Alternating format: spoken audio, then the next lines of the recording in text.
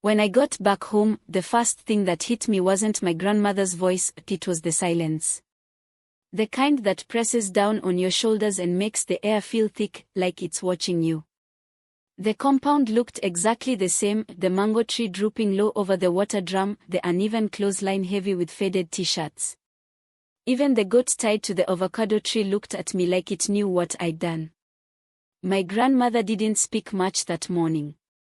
She just looked me over, her eyes sharp as a police torch. "You found your sense, eh?" she said finally, her voice carrying that dry kind of anger that doesn't rise, it just simmers. "Yes," I said. "Good. Because I won't be paying school fees for someone who wants to behave like a market girl." I nodded, my throat tight. It wasn't that she didn't love me, she just loved in a way that stung.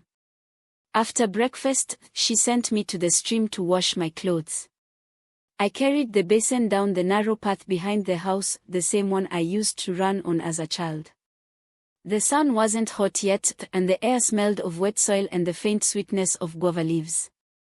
The water was cold, biting my fingers awake. As I scrubbed, I kept hearing echoes of that night, the cell, the women, the sound of the metal door closing behind us. I thought of the woman who had whispered to me in the dark, the one with the scar under her eye.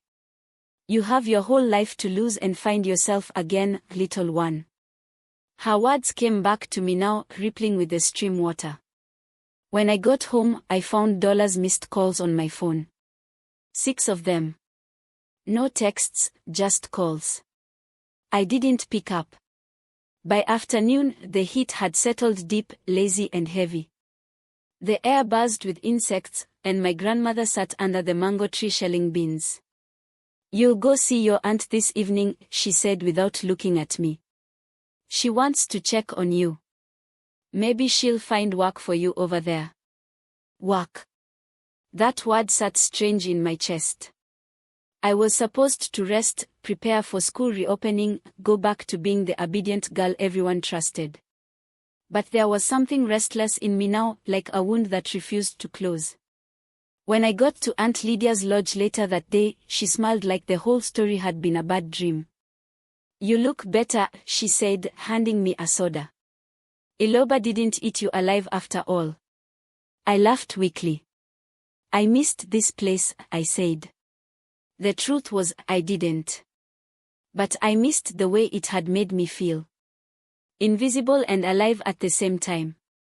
There was a new guest at the lodge, a man with a soft voice and eyes that looked like they'd seen too much. He was sitting on the veranda when I arrived, reading a newspaper from 3 days ago. He looked up once, smiled politely, then went back to reading. "Don't mind him," Aunt Lydia whispered. "He's from Mombasa. Keeps to himself. Always tipping well." I sat on the edge of the veranda steps, sipping my soda. The road shimmered in the afternoon sun, children's laughter echoing from somewhere far. It should have been an ordinary day, but I could feel something shifting again, small and slow, like the start of a new storm. That night, when I lay in bed, the silence pressed close again. My phone buzzed once, a message from Dola. "You okay?" "Yeah." "You. I miss you." "It feels weird now." "Me, I know." I stared at the screen until it dimmed. Somewhere outside, a night bird cried, that long, lonely sound that always feels like it's calling your name. I closed my eyes and whispered to the ceiling. Maybe this is what freedom feels like, quiet and a little bit empty.